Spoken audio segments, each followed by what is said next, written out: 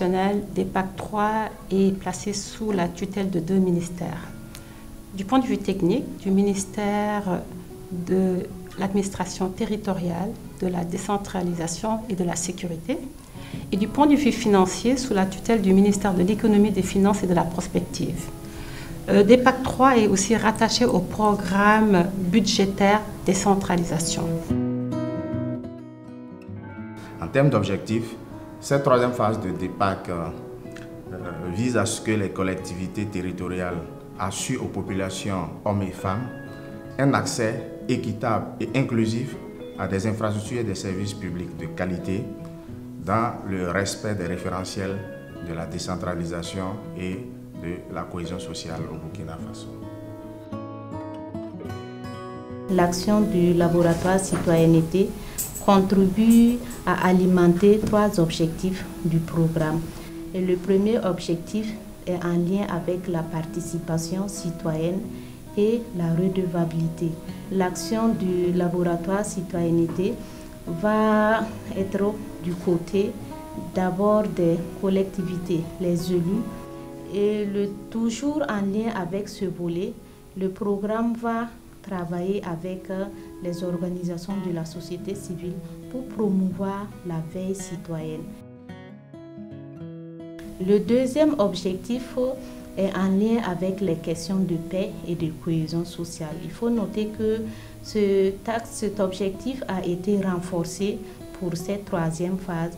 Le troisième objectif que notre action va contribuer à alimenter, il faut noter que ça c'est avec les 3 autres mandataires, c'est en lien avec la remontée des expériences au niveau national via la DCT et également les autres structures au niveau national. L'autre mandataire, c'est un consortium, c'est Helvetas GAC. Et Helvetas GAC donc, travaille sur la composante 2 qui concerne la planification économique, la maîtrise d'ouvrage et les réponses humanitaires. L'intervention de la CADEPAC s'est faite donc à travers les volets assistance à la maîtrise d'ouvrage et la planification économique. Dans le cadre de la maîtrise d'ouvrage, en toute autonomie et en toute responsabilité, il y a plusieurs volets et plusieurs activités qui sont prévues. Et il y a les actions qui sont en lien avec la réalisation des investissements socio-économiques. Quand on parle d'investissements socio-économiques, c'est les écoles, les centres de santé, et les ouvrages d'eau potable et d'assainissement. Également les investissements économiques comme les marchés, les boutiques de rue, les gares routières, voilà, qui sont concernés pour ce qui est des investissements. Il y a aussi des investissements qui sont, on appelle des investissements d'urgence, qui sont faits pour soutenir un peu, au regard du contexte sécuritaire, soutenir l'arrivée des PDI dans certaines communes.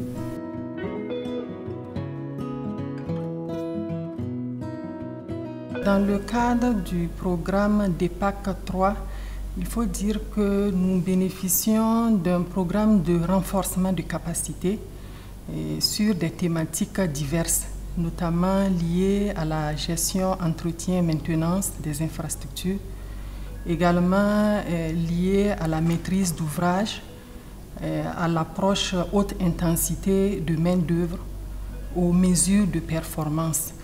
Et nous bénéficions également d'appui conseil de proximité.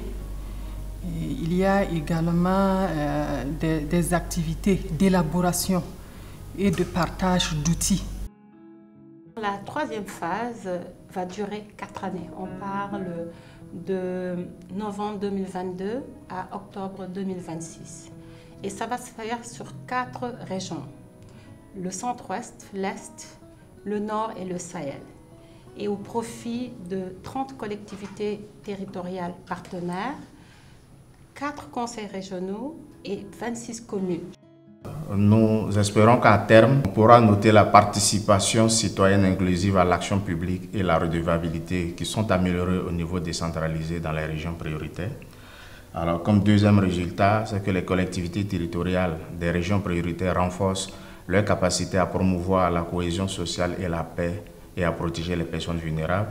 Troisième résultat, les collectivités territoriales soutenues par le programme sont progressivement capables d'effectuer la planification du développement et des plans de contingence au niveau local. On espère qu'à terme, les collectivités territoriales soutenues par le programme seront performantes et exerceront efficacement la maîtrise d'ouvrage public local.